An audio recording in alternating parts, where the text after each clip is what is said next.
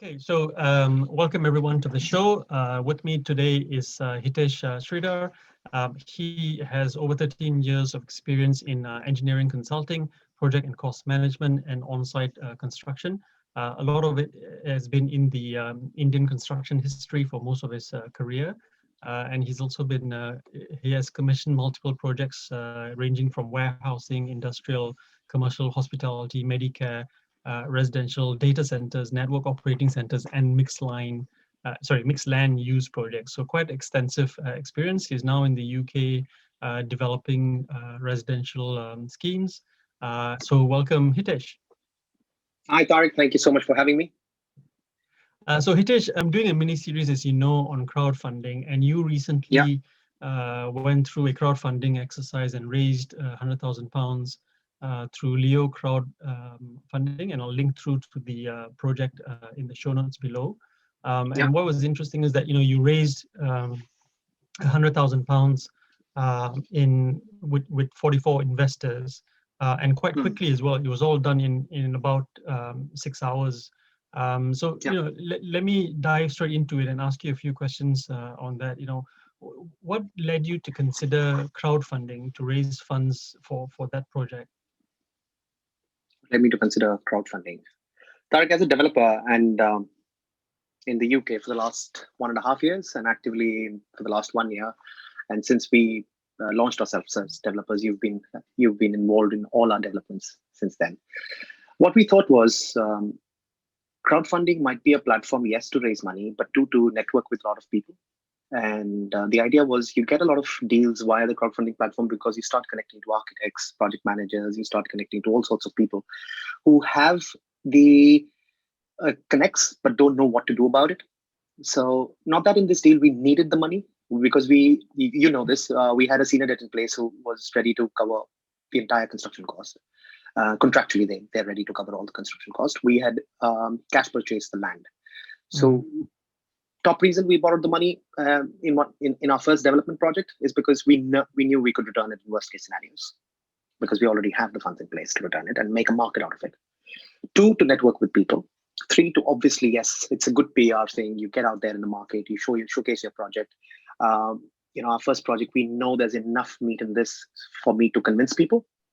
And I knew that, there's enough in it for me to convince people. And yes, the numbers spoke for itself. And more than 40 people agreed to what I had to say. Well, if they did not agree to, they agreed to get convinced, is what I would say. And that's how it all started. But, once you go through the process of crowdfunding, you tend to then see the plus side of it more than the negative. And I feel that crowdfunding platforms are a brilliant way. And the way UK has regularized them, monitors them under the FCA. I think it's a brilliant way for developers and people who want to become developers, because you don't need a degree to become a developer, right? So anybody who has a piece of land or has an idea can become a developer. Well, that's a good thing and a pain in the same way. But I think crowdfunding platform is a beautiful. I've networked and connected to so many people through this over the last 6 months. It's just been fantastic. So let's just run through the project itself, in brief. So it was a piece of land, and I think it already had planning permission granted for it. Do you want to just describe the land a little bit, and also the project that you guys are currently underway? It's already, I think, you're up to roof level already, I think, if I remember correctly. Roof's close. So just run me through the land and the project and how you found it as well. The search for a land potentially has been in place since 2019 September. Me and Ray, we went through about 70 odd land parcels in and around the London area and in around the Birmingham, because I'm based south of London. I'm based close to Guildford, close to where you are. Yeah. And Ray is close to Birmingham. He's in and just so that the audience know, Ray is your business partner, right? Yes. Yeah, Ryan Singh is my business partner, and he's been in the UK real estate market forever. And now I know you through him, so since he was a baby, pretty much, I think. Yeah. So he's been in the real estate game for the longest time, as he tells me. And I've known Ray for a good 4 years now through a very, very dear common friend. But that said, we looked at about 70 sites, found this site. The numbers stacked up. So this is a zero point 0.4 acre piece of land in Nuneaton, CV10 9NZ. Lot of construction activity happening, residential construction activity happening around it. But that said, when we saw this land, it was a dog kennel. We could only see potential in it because we are in the game. It had planning for 5 dwellings, 4 semi-detached and 1 detached. We just thought that because the land purchase also, the price of the land fell into the category that we were looking at as a first purchase in the country. The GDV stacked up, the lenders, agreed principally that yes, something like this, if you buy land cash, you might be. So it was a big challenge, Tariq. You know this. You've handheld me, you've spoon-fed me through the entire process as the first time developer and non-Britisher in the UK through the start with the lenders. So that just so that everybody knows, Tariq was involved in this right from day zero, to doing the shareholders agreement and to us exiting from the crowdfunding platform in terms of taking funds out, all of that. That said, because the lenders were very confident in the project, we said, okay, we'll do this. Even after that, we went through, a universe of questions from the lenders for me. But the project for us was a winner from day one. We exchanged in January 2020, which was a 4-month of searches of land. Founded in December, exchanged in January, completed in May because it got delayed because of COVID. So the entire DD, you remember that process happened at then. Completed in May, we got a senior debt approved in our banks on the 28th of October. You remember that? Yeah. Yeah.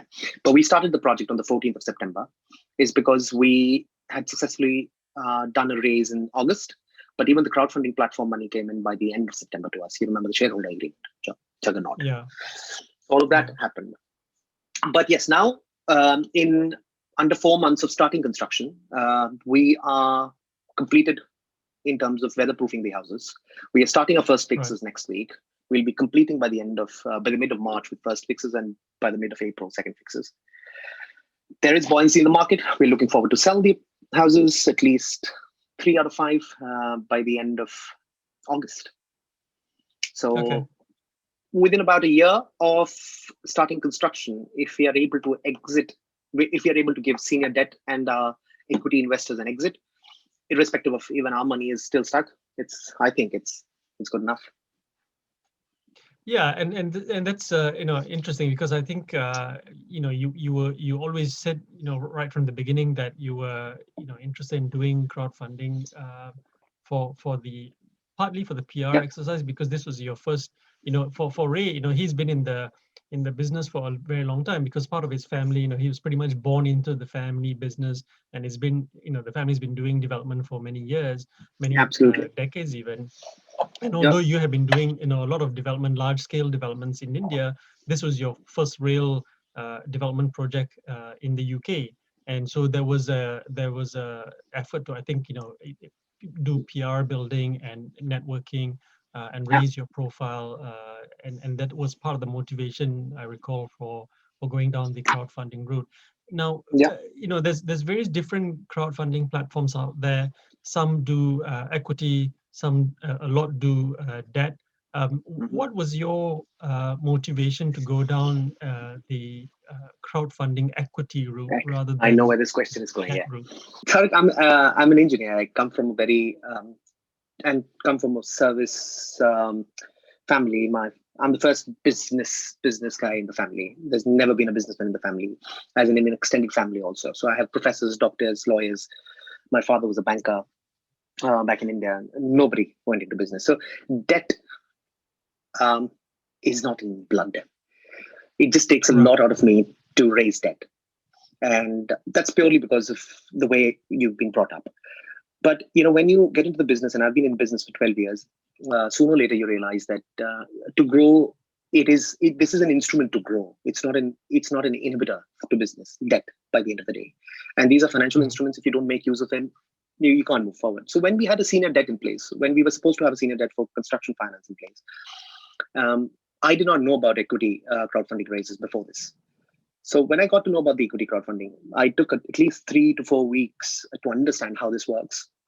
what are the risks of an investor? If I'm an investor, what are the risks involved? Do I get shares in the company, in the SPV that is formed? Am I protected by, a regulatory body? So when I went through the entire process as an investor, I got convinced that equity raises. If you're able to convince somebody to put money as equity, it's good enough, even for you, for the other person. The numbers make sense, and it goes through the entire FCA audit process. You can't claim something which is not actually on ground. Every bit of paper, every bit of commitment is scrutinized by the FCA. So when the investor is protected that far, and you get an equity raise, why would you not do that?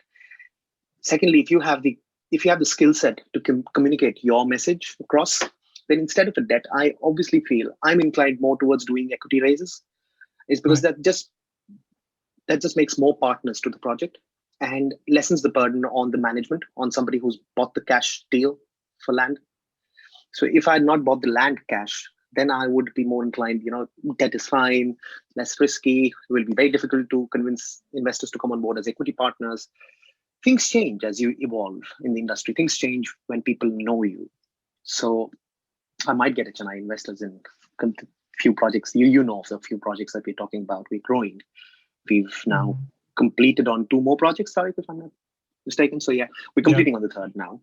Um, the vision is to do 5 projects by the end of 2021. But it's the confidence that an equity raise gives you. Anybody would lend you money, but how many people would park money with you as a share cap, buy out shares in your company at a certain Mm. value that you've put to the shares, not that they've decided it. Mm. So it just gives you that confidence. It gives you that push as a developer. And 44 people showed that interest in us. It gave us a lot of Yeah, boost. That money helped us a that's lot. interesting because what you did in going down that route was you did a lot of research first because this is also relatively new to you, as it is still for a lot of people, I find, which is part of the reason why Mm, I'm doing this mini series on crowdfunding, just to put a lot more information out there. But one of the things I thought was interesting, just what you said, was that in doing your research, you put yourself into the shoes of a prospective investor, going through the crowd and figuring out for yourself, okay, well, yeah. if you were the investor, you were putting your money into a particular deal, what are you getting in return? What's the security?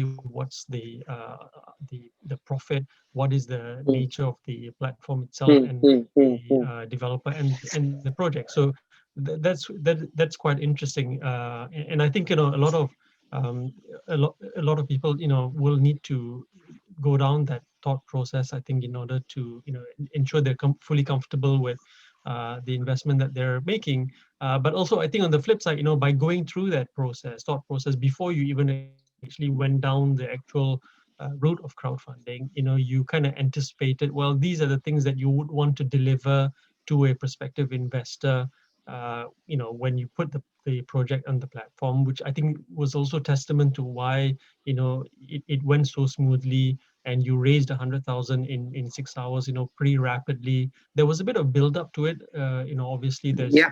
things that you need to put out onto the platform, and the documentation, the deal specifics itself, the numbers. But Mm, I think it's testament to the groundwork that you had done and the thought process that it went so successfully, so quickly.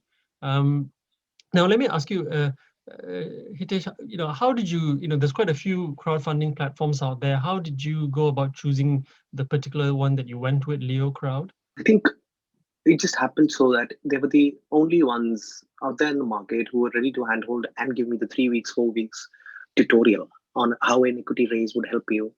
And the one thing that I learned from David Johnston and Brenda, they're wonderful people, and they're very transparent, very helpful. They would actually do the hand holding process till you reach that stage of raising the fund. Right. But that said, um, something very interesting that we discussed during this process was that you might do a debt raise, but that should be for the entire project. If you're doing a crowdfunding debt, it should be for the entire project. You do one debt raise for the project, you chuck out the body called the senior debt. The senior debt, the crowdfunding becomes the senior debt. Then a debt crowdfunding raise makes sense. which I totally agree with. But when you're doing a part raise, in a 1.7 million, 2 million GDV project, if you're doing 100,000 raise, just to fulfill that cavity, you might as well go ahead and do an equity raise, because you can't have a debt over debt, something that doesn't make sense, something that relates to the subprimes.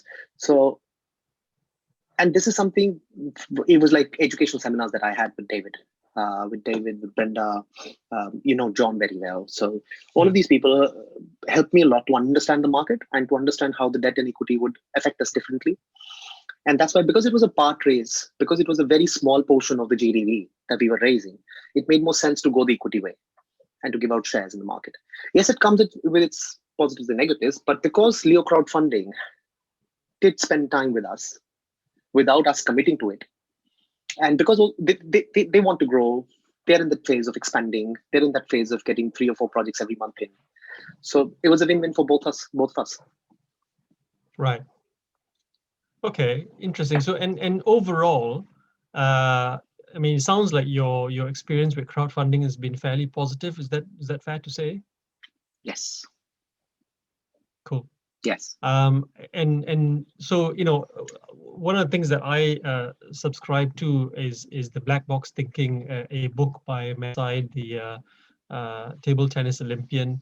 And one of the main aspects of Black Box Thinking is when things go wrong, a bit like the black box in a aeroplane. When if it crashes, they retrieve the black box and then they study the data and figure out what went wrong and how do you make improvements going forward to avoid a repeat of that issue. So with that mindset, what were some of the challenges that you felt going through the process, which you'd like to share, and maybe can help, which has helped you to sort of, okay, well, next time you do this, you're going to do things slightly differently, and also for the audience, it might be helpful for them. Yeah, next time I do it,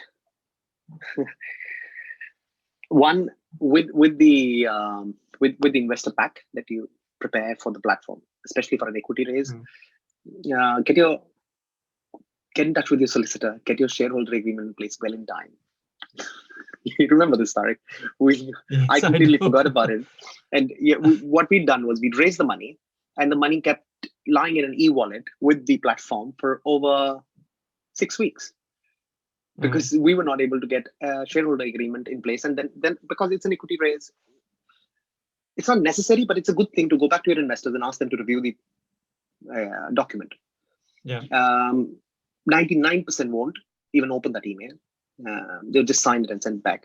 1% who open the email are the best of friends with you, because they then find out flaws and faults in it, which are good for both the parties to correct, amend, and then move forward. Yeah. So it took us a good 6 weeks after the raise, which ideally, once the money is in, get the shareholder agreement out. 2 weeks, give to the investors, and then that's it. So that is the top learning. The other is, you can better your investor packs every time you're going out in the market. Then you can create a template out of it if you want to do it over and over again. Just change the project information on it. And the one thing that I keep repeating as a developer, not too many developers would do that, is hire professionals, hire professionals, hire professionals, hire professionals. You yourself cannot do that much. Developers have a habit of doing everything themselves. So it's a single body entity, everything themselves. Doesn't function like that. I come from a background where I have about 55, 60 people working in an organization that I was heading, that I founded actually. It now has about 5 directors, 6 directors. We've had a very bad 2020, but the reason that we've been able to come out of it is because there's a system in place, everybody does their own bit. So until or unless you think, so it's strange, but it's true that you need to think like a contracting body while being a developer, because as a contracting body, as a decently established contracting body, you'll have verticals to do various stuff. Purchase is done by a different team, sales is done by a different team, project management is done by a different team, and business development is done by a different team. Unlike a developer, I understand when you start up, I'm doing everything by myself. Even the admin, making payments to everybody is my job. But what you need to do is compartmentalize all of that. Hire professionals, get stuff done. A couple of things that we avoided to do in the first race, I won't avoid it in the next race. Hire professionals, hire the right people, get your job done in a more professional manner so that everybody can look at you as a professional developer, and not somebody who's just trying to cut costs from day one.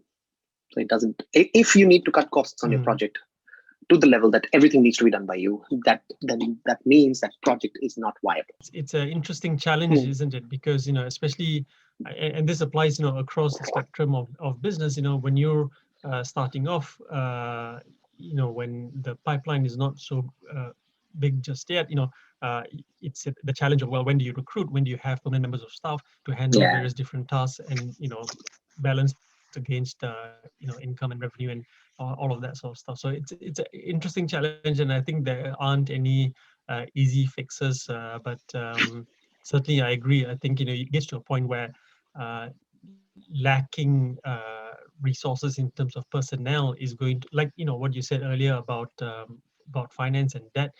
It's rocket fuel to push your business forward, and likewise, personnel as well is going to be rocket fuel to ensure that your operations are working smoothly. And if you don't have the right person in the right role doing the right task at that particular time, then your operations are going to slow down considerably. That's definitely certainly very true. So Hitesh, what's in the pipeline? What's looking down to we're in February 2021 now. What's coming down the pipeline for you in 2021? You know everything, Tariq. But some. But yes, we've completed on purchasing about 0.4 acres of a very beautiful piece of land in Worcester for the live work unit, and we've now exchanged close to completion on the Bristol land. Both need to go through planning because we need certain changes in that. One for live work unit, we've gone into planning as of yesterday. The entire document has been filed up by our planning consultant, David. And Bristol, we're looking at going into planning in the next 4 weeks. These are both. Worcester would be a 1 million GDV project. Bristol, we're looking at about 2.2. Yeah, GDV. And GDV. So the Worcester one is interesting because you were saying earlier about crowdfunding leading to networking and meeting, linking up with more people and more professionals, including architects. That Worcester one is a joint venture with your architect, and interestingly enough, it's the architect from your first site in Nuneaton, isn't it? Yeah. So Jonathan Darcy, I'll name him here. Jonathan Darcy is the architect on a Nuneaton project, and while doing the Nuneaton project, he saw how transparent we were with him in terms of the entire cost, in terms of how we're doing the project, how we are raising the senior debt. He helped us a lot through that process of doing some extra bit of work for us. And sorry, just to set the scene, Jonathan Darcy was not originally your architect. It was the architect that the landowner on Nuneaton, the seller in effect, had engaged, who had gotten the planning on the site. And so you kind of, for want of a better term, you kind of inherited him. He's not an architect that No. That was ITP. No, the owner previous to us had somebody else as an architect. Jonathan, again, knows Ray very well. So they are pals from I don't know when. So Jonathan is doing a lot of planning for Ray's family retail units that he has in Birmingham, in and around Birmingham. So Jonathan knows Ray. I know Jonathan through Ray, so I know pretty much everybody through Ray. And you can record that, send it to Ray. He'll be very happy to hear that. But Jonathan is a dear friend now. So he in the middle of Nuneaton's project, he said, "Guys, I'm ready. This is my budget. Let's find something." We found something, to be honest, local to Jonathan, not local to me, not local to Ray. We found something local to Jonathan for him to project manage, for him to overlook and get planning for us. It is a brilliant purchase. Jonathan has worked on it day in, day night. We completed in mid-December, Tariq? Yeah. Just before Christmas, we completed, right? And within 6 weeks, we've gone into planning. So I think what he says is he's looking at 8 to 12 weeks of getting planning. Oh, we have a precedent in place as to what we've applied for. There's already 300 meters down the road. Somebody's got planning for that. So it should not be a challenge. And once planning is there, you start constructing immediately after that. So that's yes, your point, well taken, networking. So once you start working with people, once you start communicating with them, you build relationships to an extent that you can do actual business with them. On the Bristol project, our QS is a partner. Right. Okay. So the QS said, I live in Bristol. Can you, if you find something in Bristol, let me know. And we found something in Bristol. We asked him to go and have a look at the project before we did, and he said it's a winner. Let's just go ahead. And then Rajiv was here all through December. Rajiv, my partner from India, and we went down on the 6th of January to view the project, and that was it. We just said yes and moved ahead with it. So cool. And so those are two, and then I think there's a few more that are kind of bubbling away in the background. big ones. Before we hit the record button, you were saying in brief, about a potential deal in Southend, which I know quite well because my wife has got some family there, and we visit Southend fairly often. And so you've got potentially a fairly large seafront site, is it? Riverfront. It's on River Crouch. Yeah. Right. Yeah. I was supposed to have a discussion with you on Monday on this, but I'll spill the beans on the record. On the record. It's a very nice looking site, but it's a very interesting case study. The asset lies in a company. The company was formed only for the asset. So it has nothing else. But the company has done certain amount of trading and has shown certain losses in the last 3, 4, 5 years, whatever. We've got all the records now of the company because the CS got in touch with us. But that said, it is both a case of a corporate lawyer and a commercial lawyer, because you need to get in depth of the company and for the real estate asset in itself. Brilliantly placed property with about 14 units planning already. We've not exchanged, we've not completed. Let me make that very clear. We're still in the process of doing the due diligence on the project. And the current owner, lovely guy, he's been very upfront and he shared all sorts of documentation with us. He has the comfort level in terms of sharing those documents with us. In principle, we've agreed on a price subject to our due diligence. And that's something that we have to discuss. But that said, it stacks up very well. The GDV and at the back end, 28 to 30% is what we're looking at. So a project like this gives you the leeway of hiring the right professionals at the right price, and not cutting corners. So that also gives you the peace of mind that everybody's doing their piece of work and there are capable professionals who are handling those cases for you. Yeah, I mean, there's there's a lot of benefit in actually acquiring the shareholding of a property owning company. There's also some risk because when you acquire the shareholding, you automatically inherit any liabilities or problems. You do save on the stamp duty, don't you? You do, yeah. The stamp duty is much lower than stamp duty land tax on calculated on property. So the stamp duty on shares is much cheaper.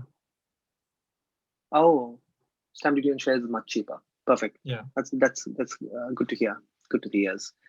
And so I mean, I did a deal for another client which completed in October/November, and it was a development site, 7 mil GDV in central London, and it was a share purchase, and it was funded by a real estate finance lender. So interesting in that regard. It wasn't. I would say certainly what you call this is it's more complex work. It's much more complex than just buying a piece of land with or without planning, and because the risks are higher by buying a company. So certainly you need a corporate commercial lawyer and like someone for me who knows corporate commercial and also real estate. It makes it a little bit easier. But usually in a setup like that, you would have one corporate commercial lawyer and also another real estate lawyer to help you on a purchase like that. But certainly it's there's a massive saving in terms of stamp duty. So it kind of makes up for the having to appoint 2 lawyers potentially. So it's certainly it's a great way to acquire land, I think. Yes, and that's why, Tariq, from the start of it, somebody like you advising us that for every land, have a different SPV, whatever development you're doing as a developer. Don't club 3 or 4 projects in a single company so that you can have different partners. You can dissolve the SPV as and when you want. Once you sell the project, you can keep the SPV and the management rights of the project. You can just lease it out, rent it out, and let it float the SPV. So the current owners have done similarly. And as a developer, when I study a project, I looked at the GDV, the potential GDV of the project, the potential of the balanced land remaining there, which is a risk and reward kind of a scenario, where you get planning, you get more money, you make more money. Otherwise, there's a piece of land that you own and it's lying there. Right? Because in 2.5 acres of land, if you're getting 14 units, any developer should understand that you can get probably another 20 units on the 2.5 acres, easy. But that piece of land is lying vacant. So you could have a villa there, you could have 3 more properties, 4 more properties, whatever. But that said, working backwards, the project made sense. Asking price was decent enough. There was not too much negotiation to be done in any which case. You had to be reasonable to the current owner. He knows what the GDV can be like. He's somebody who's been there, done that. He's retired. Development is not his cup of tea. He says, I don't do that. He does a lot bigger stuff. He does mergers, acquisitions, and he does a lot of trading. He's done a lot of trading of this company. He says it's a good thing to inherit a company with trading loss of an X amount. Can be. It can might, And I said, losses are fine, but liabilities, I don't know. So we need to do the DD. We need to talk separately offline for that. Sure. In terms of getting all the due diligence in place. But yes, I completely agree, because if I had to sell one of my projects, it's easier to sell because every project has a separate SPV, or every SPV has one title in its name. That's it.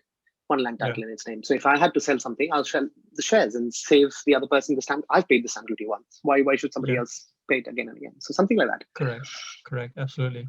Yeah, and so Hitesh, tell me, what is the overall vision and purpose that's kind of driving you? Because you've done a lot of big projects out in India, a lot of warehouse automation kind of projects. You've worked with the likes of Amazon and Marks and Spencer out there.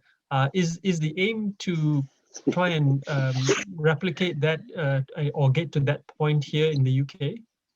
Yes. So the residential development and being a developer in the residential sector is a vertical. The other 2 verticals that I work on, that I know of and I am qualified for, is developing warehouses for rental purpose and automating them for efficiency purposes. So we are very actively, we have a business plan in place. We have financial studies done. We have the entire graph for the next 5 years in place for a template for micro fulfillment center for 25,000 square feet. Centers all across the UK, about 4 of them in the UK. And we are talking to potential investors, VC funds. We are out there trying to network, trying to raise funds for our automated warehouse segment. We know how to operate a warehouse. We know how to automate a warehouse. And that's who we are. We're not transporters. We don't want to get into the 3PL game, the third-party logistics game. Something that end-to-end a DPD does or a Hermes does. What we want to do is we are trying to automate and make the process within the 4 walls of a warehouse as efficient as possible. So there's a terminology we use, throughputs. So if your throughput of a project is at 60 items an hour, we're trying to up that to 150 within the same, carpet area. So wow, okay. So that's a different. It's a different ball game than residential sector, but that's something I qualified to talk about, and I think I qualified to talk about. And we're currently working with. Well, I mean, certainly, your level of experience out in India, is testament to that. You've built a strong business on the back of building those type of projects. And just run me through. So how would what would your sort of typical engagement be? Would it be a build and operate, or is it turnkey? How does that usually work out? So far, majority of our business has been turnkey. Since 2016, my younger brother, who comes from the logistics background, who comes from the procurement logistics supply chain, basically, as we call it, more professional term. He's running a business called Beta Logistics, and that's where we're doing build and operate. We build, we hold the asset, we operate, we charge customer the rental, we pay a holding company the rental. So it's a complete package where that's a separate entity. I hold just certain shares in it. I have no operating rights. I don't interfere in the business at all. What we do fundamentally as the parent company that I founded is we construct turnkey warehouses. And we do the same for our own sister concern, which is Beta Logistics. We construct, we hand it over, they operate, and then they service their clients. And in the UK, we don't intend to hold the asset. We intend to rent a warehouse, automate it, and operate it. And there's a lot of scope for it, is because all your pharma, food, perishable, non-perishable, meat industry, automotive, spare part division, all of this, e-commerce, the biggest giant, but very little margin to work with. The books are a very big player. So all of this needs certain partners on ground in the UK, between UK, EU, UK, India, UK, US, to work in for very specific high-end businesses. I'm not talking about big brands. I'm talking about supporting small and medium scale enterprises working out of homes. Okay. So you just create that platform for people to buy and sell from your warehouses. I'm not trying to create an Amazon. I'm not trying to create an eBay. What we're trying to create is a support network for Amazon and eBay's support network for something as niche as selling handbags from the US to India, selling carpets from India to UK. So if you want to get into that supply chain, we would like to call ourselves the master for supply chain between India, UK, or EU, UK, whatever. So the business evolves, grows. There's an idea in place. We take a 25,000 square feet micro fulfillment, automate it.